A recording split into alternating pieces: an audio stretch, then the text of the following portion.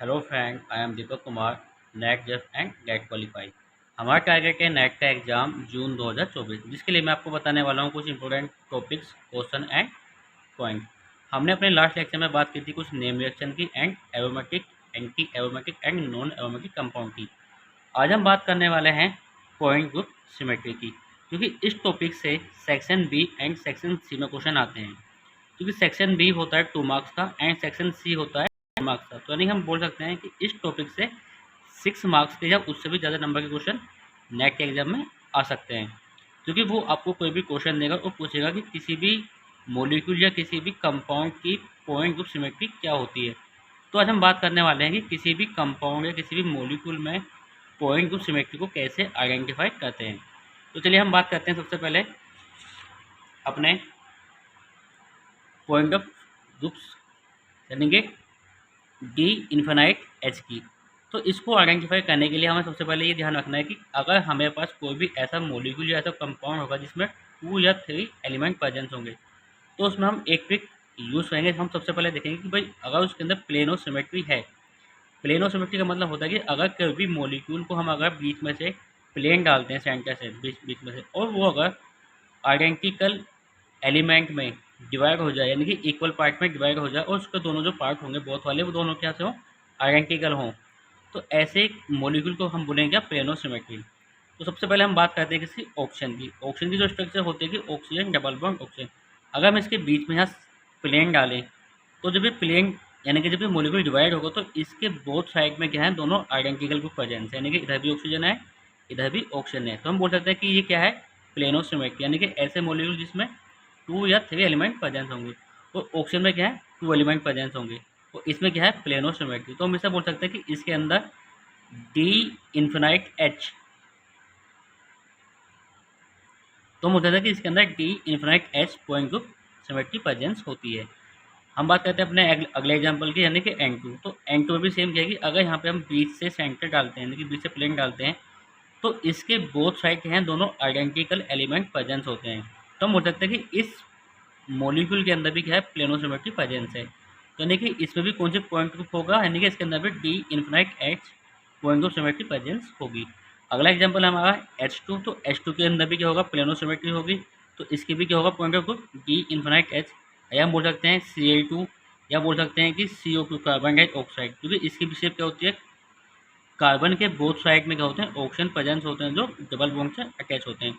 अगर हम यहाँ बीच में प्लेन डालते हैं तो इसके बोथ साइड भी क्या होंगे, आइडेंटिकल ग्रुप प्रेजेंस होंगे। तो हम बोल सकते हैं कि इसके अंदर भी क्या है, प्लेनोसिमेट्री प्रेजेंस हो सकती है। यानी कि हम एक ट्रिक का यूज़ कर रहे हैं कि हम कैसे आइडेंटिफाई करेंगे कि इसके अंदर D infinite H point of symmetry होगी। तो अगर हम बात करते हैं कार्बन डाइऑक्साइड, तो इसके अंदर भी क्या है, प्लेनोसिमेट्री प्रेजेंस है। तो इसमें क्योंकि क्या है कि बोथ साइड क्या है, आइडेंटिकल प्रेजेंस है, तो इसमें भी कौन सी सिमेट्री होगी, डी इन्फिनाइट एच। अगर हम बात करते हैं क्या एसिटिलीन की, तो इसमें भी क्या है कि इसके अगर हम यहाँ से प्लेन डालें बीच से, तो इसमें भी होगा एच एंड एच क्या है, बोथ साइड क्या है, आइडेंटिकल ग्रुप प्रेजेंस होंगे। तो इसमें भी कौन सी सिमेट्री होगी, डी इन्फिनाइट एच। यानी कि ऐसे ऑर्गेनिक कंपाउंड या मॉलिक्यूल जिसमें 2 एंड 3 एलिमेंट प्रेजेंस होते हैं, और अगर उसमें प्लेनो सिमेट्री प्रेजेंस होंगी, तो उसमें जो पॉइंट ग्रुप सिमेट्री होगी वो कौन सी होगी, डी इन्फिनाइट एच। आगे बात करते हैं हम अपनी सिर्फ अलग पॉइंट ऑफ सिमेट्री की, तो वो है सी इन्फिनाइट वी। तुम क्या बात करेंगे कि ऐसे मॉलिक्यूल जिसमें 2 एंड 3 एलिमेंट प्रेजेंस होंगे, उसमें नॉट प्लेन ऑफ सिमेट्री, यानी कि उसमें प्लेन ऑफ सिमेट्री प्रेजेंस नहीं है, तो वो किसका एग्जाम्पल होगा, D O C infinite V का। हम बात करते हैं जैसे हाइड्रोजन साइनाइड। इसकी स्ट्रक्चर होती है H single bond carbon triple bond N. अगर हम यहाँ बीच की उसकी बात करें, अगर हम यहाँ से बीच से प्लेन डालें, तो इसके साइड एक साइड अगर एन एलिमेंट और एक साइड क्या एच, तो यानी कि दोनों एलिमेंट क्या है, आइडेंटिकल नहीं है, तो हम इसको बोल सकते हैं नॉट प्लेन ऑफ सिमेट्री। तो उसमें जो पॉइंट ग्रुप होगा वो कौन सा होगा, सी इन्फिनाइट वी। अगर हम अगले एग्जाम्पल की बात करते हैं वो है हाइड्रोजन साइनाइड, यानी कि ऐसा कोई भी वो सॉरी हाइड्रोजन क्लोराइड, यानी कि ऐसे है वो हाइड्रोजन हैलाइड जिसमें H F H C L H B I H I compound presence हो, तो उनमें क्या होगा, always C infinite V symmetry presence होगी। आगे बात करते हैं अपने क्या, कार्बन मोनोऑक्साइड। तो इसके अंदर भी क्या है, इसके अंदर प्लेनो सिमेट्री प्रेजेंस नहीं होती, क्योंकि एक साइड क्या होगा ऑक्सीजन और एक साइड क्या होगा कार्बन, तो ये भी क्या होगा, नॉट प्लेन ऑफ सिमेट्री, क्योंकि इसके बोथ साइड क्या है, नॉन आइडेंटिकल प्रेजेंस होंगे। तो ये भी कैसे होगी point of proof, D C infinite V. ऐसे क्या होगा, एनओ वाला जो एग्जाम्पल होगा वो भी सेम कैसे होगा, कार्बन वो सी इन्फिनाइट वी। अब बात करते हैं किसके हम, कार्बोनिल सल्फाइड की। तो ये भी क्या है, एक एग्जाम्पल है किसका, कार्बन इन्फिनाइट वी का ही एग्जाम्पल है। आगे बात करते हैं हम नाइट्रस ऑक्साइड। तो अगर हम नाइट्रस ऑक्साइड की बात करें, तो अगर हम इसकी सिमेट्री की बात करते हैं तो इसके साइड क्या होगा, एक साइड नाइट्रोजन, एक साइड क्या आएगा ऑक्सीजन। यानी कि इसके बोथ साइड भी क्या है, नॉन आइडेंटिकल एलिमेंट प्रेजेंस होते हैं। तो अगर हम इसकी किसी भी स्ट्रक्चर की बात करें, क्योंकि इसकी 3 स्ट्रक्चर होती हैं, तो तीनों स्ट्रक्चर कैसे होंगे इसकी, सी इन्फिनाइट वी। यानी कि हम बोल सकते हैं कि इस कंपाउंड के अंदर, नाइट्रस ऑक्साइड के अंदर जब ये वाली स्ट्रक्चर होती है तो इसमें कौन सा पॉइंट ऑफ प्रेजेंस होगा, C infinite V point of symmetry presence होती है। आगे बात करते हैं हम अपने कुछ एग्जाम्पल की।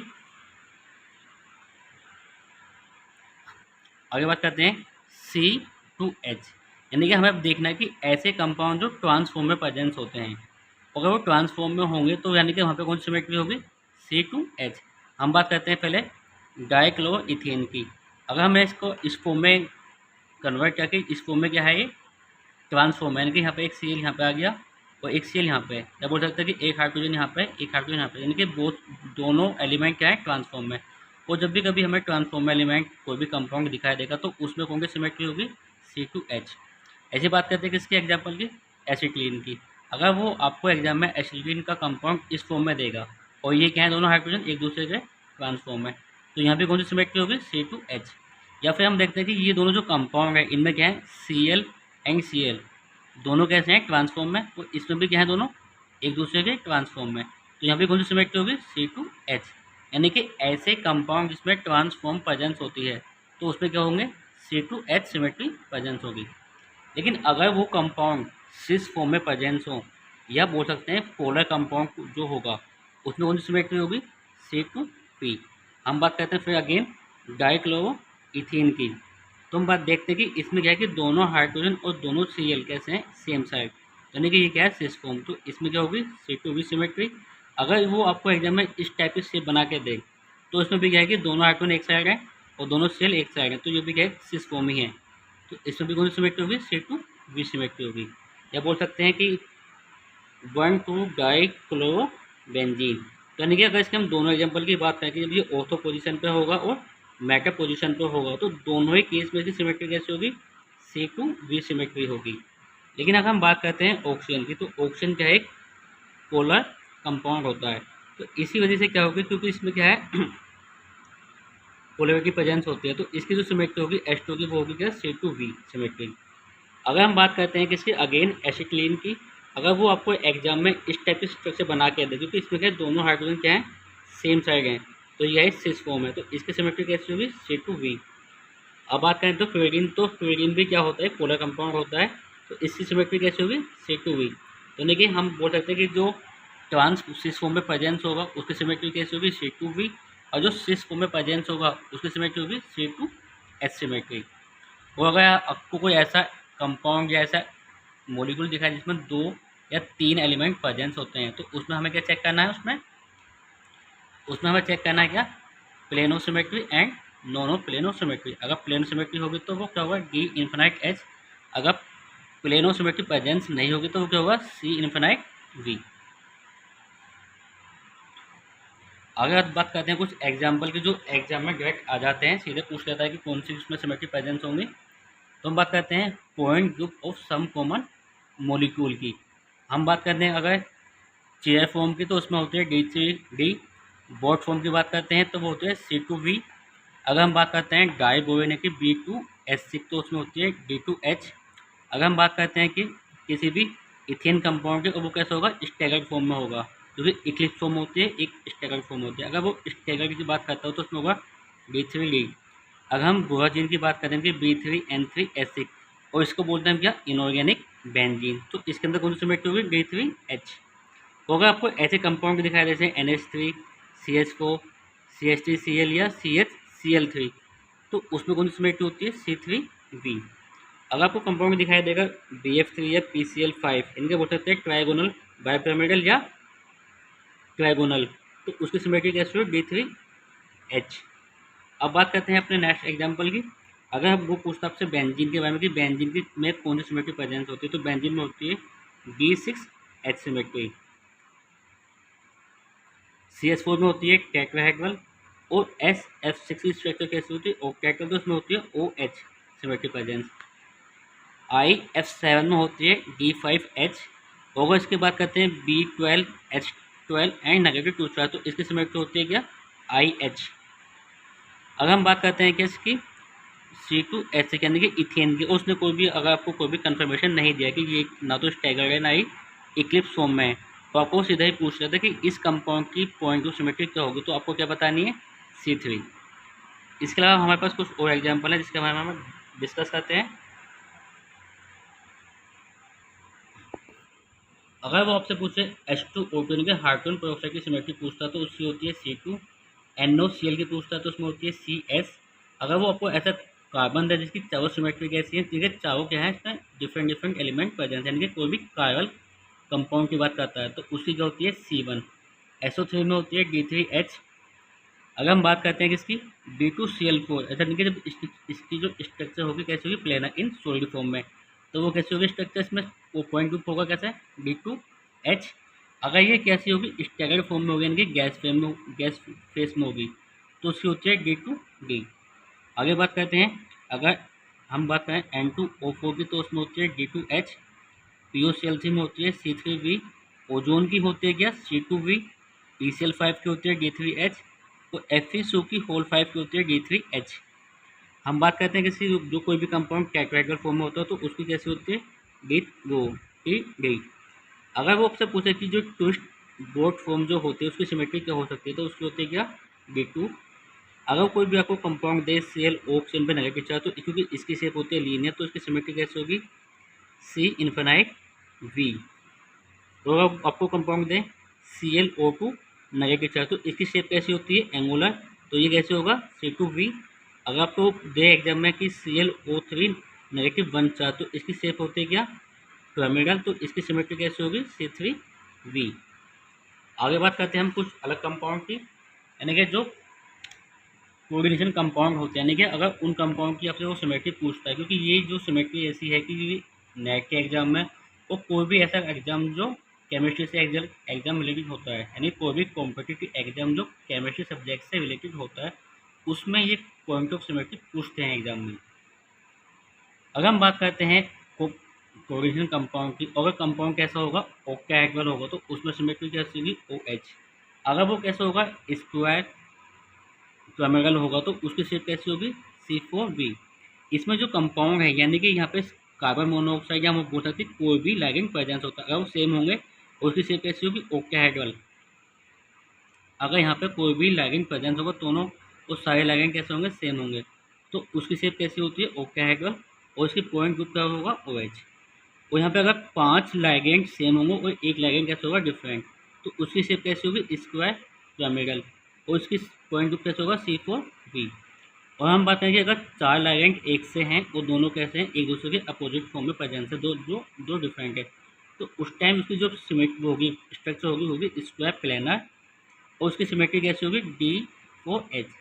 यानी कि वो कंपाउंड चाहे तो वो H, अगर हम इसकी बात करें स्क्वायर प्लेनर की, उसके बाद अगर हम इसको यहाँ से हटा दें और इसको भी यहाँ से हटा दें ट्रांसफॉर्म प्रेजेंस से, तो हमें ये शेप मिलती है। तो उस टाइम भी क्या होगा कि ये भी क्या होगा, कैसी सब पॉइंट होगा, D4H सिमेट्री होगी।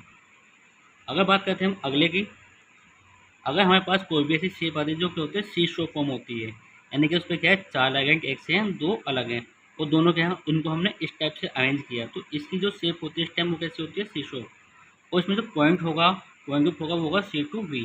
अगर हम बात करें कि इसमें जो 4 लिगैंड एक से हैं और एक क्या है, डिफरेंट, अगर हम उसको इस टाइप से अरेंज कर दें तो भी इसकी पॉइंट ग्रुप कैसा होगा, C2V। अब बात करते हैं facial isomer and meridional isomer. इसका मतलब होगा कि अगर जो 6 लिगैंड हैं, 3 एक से हैं और 3 एक से हैं, लेकिन उन 3 को हमने एक साथ ऐसे अरेंज किया और 3 को ऐसे किया, तो उस टाइप जो उसकी शेप होती है वो कैसी होती है, फेशियल। और उसमें पॉइंट टू कौन सा होता है, C3V। लेकिन अगर इन 3 में से अगर हमने कोई किसी भी एक की पोजिशन चेंज कर दी, यानी कि इसको हम यहाँ पे लिया है या इसको यहाँ पे लेकर आ गए, या इस लिगैंड को हमने यहाँ पे लगा दिया और इसको यहाँ लगा दिया, तो उसकी जो शेप उस टाइम बनती है उसे बोलते हैं मेरीडियोनल आइसोमर। और उसमें जो पॉइंट ग्रुप होता है वो होता है C2V। आगे बात करते हैं हम, अगर हमका एक जो कंपाउंड है वो कौन सा होगा, ट्राइगोनल बाइपिरामिडल, तो जो उसकी सिमेट्री होती है D3H। तो ये ऐसे 7 कंपाउंड यानी कि बोल सकते हैं कि 8 कंपाउंड के ऐसे एग्जाम्पल हैं जो एग्जाम में पूछे जाते हैं, यानी कि पॉइंट ग्रुप टॉपिक ऐसा जिसमें section B and section C में क्वेश्चन आते हैं। और ज़्यादा बच्चे इस पर ध्यान नहीं देते कि हाँ चलो हम इस पर क्वेश्चन पे ध्यान नहीं देंगे कि शायद हमसे नहीं, क्योंकि एक या दो ही क्वेश्चन इस पर आते हैं। लेकिन हमें पता है कि नेट के एग्ज़ाम में एक एक नंबर से मेरिट में नंबर नहीं आता, तो एग्ज़ाम क्वालिफाई नहीं होता है। तो इसी वजह से इनमें से कुछ ऐसे एग्जाम्पल हैं, 60 एग्जाम्पल जो मैंने आपको बताए हैं, जो एग्ज़ाम में आते हैं पॉइंट ग्रुप सिमेट्री के ऊपर section B and section C के अंदर। अगर आप इन क्वेश्चनों को याद करके जाओगे, इनके इन कंपाउंड की पॉइंट ग्रुप को याद करके जाओगे, तो पक्का आपका 6 नंबर का एग्ज़ाम में मार्क्स पक्के हो सकते हैं। तो प्लीज़ इस वीडियो को देखते रहें और ऐसे लोगों को शेयर कीजिए जिनका नेट का एग्ज़ाम होने वाला है और जो नेट का एग्ज़ाम क्वालिफाई करना चाहते हैं। और अपनी पढ़ाई को अच्छे से कंटिन्यू कीजिए और इस वीडियो को देखते हैं, क्योंकि मैं आपको बताने वाला हूँ important topic, question and point जो एग्ज़ाम के लिए बहुत ज़्यादा इंपॉर्टेंट है। Thank you so much.